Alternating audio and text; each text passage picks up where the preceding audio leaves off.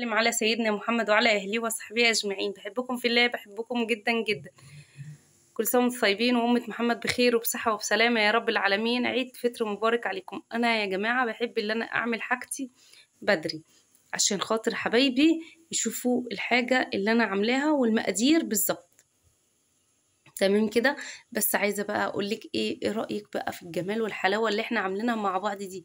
إيه حد عايز تعمليه مشروع في بيتك هتعمليه.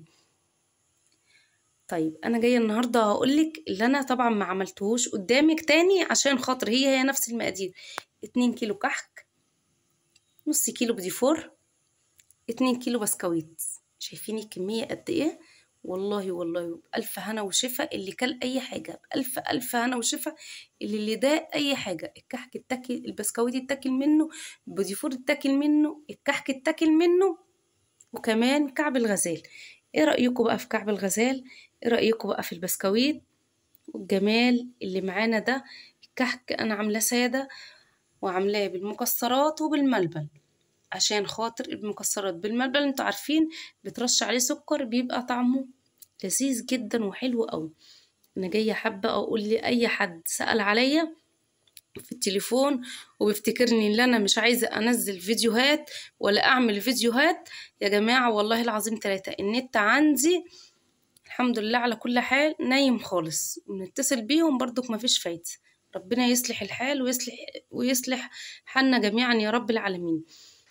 انا هنا الاضافة بس الزيادة اللي انا عملتها، كعب الغزال عملته لوحديه بس هي نفس المقادير بتاعة الكحك، نفس المقادير يا جماعة بتاعة الكحك.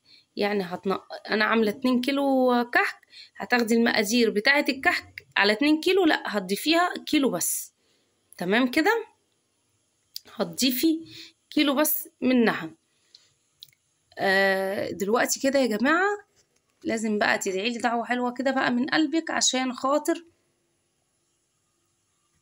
بكنسل بس عشان في حد بيرن عليا، عشان خاطر الجمال والحلاوة ده. اللي عايز يعمل البسكويت هيخش على القناة عندي وهيعرف المقادير، هي نفس المقادير والله العظيم 3 واقسم لكم بالله اهي. تمام كده. عايزه تعملي البيديفور ده كميته نص كيلو، انا ما بعملش الا نص كيلو. وعشان تبقوا عارفين البيديفور بالذات اي حاجه لما بتكتريها زياده عن اللازم وبتقعد طعمها بيتغير، وانا بحب احتفظ كمان بيه في التلاجة. عملت 2 كيلو كحك. تمام كده. المرة اللي فاتت لما عملت الكحك وكعب الغزال مع بعضيه ما شاء الله اتاكل على طول وكانوا عايزين تاني. تمام. المرة دي برضك انا زودت شوية. شايفين ما شاء الله الله اكبر الطبق يعني كان مليان الحمد لله. اتاكل برضك منه بألف هنا وشفا. الحاجة طعمها حلو جدا الحمد لله. الف حمد والف شكر لك يا رب. عايزة بقى دلوقتي اقولك قومي اعملي، ما تشتريش من بره، طبعا دي ارزاق. عشان بس خاطر انا بقولك الجو طبعا نايم خالص، انتوا شايفين الحاجة غالية. هتعملي كمية بسيطة هتلاقيها برضك عندك، الكمية دي بسيطة اهي بس ما شاء الله رمية كتير الحمد لله. قومي اعملي، خشي على القناة عندي هتلاقي المقادير الكحك، هتلاقي مقادير البيديفور، هتلاقي مقادير البسكويت. هي الحاجات الموجودة المقادير دي اللي انا ماشية بيها والله العظيم 3. ادعيلي بقى دعوة حلوة من قلبك كده وربنا يصلح حالك وحالي يا رب العالمين ويصلح حالنا جميعا يا رب. كل سنة وانتم طيبين وأمة محمد بخير وبصحة وبسلامة يا رب العالمين. والسلام عليكم ورحمة الله وبركاته.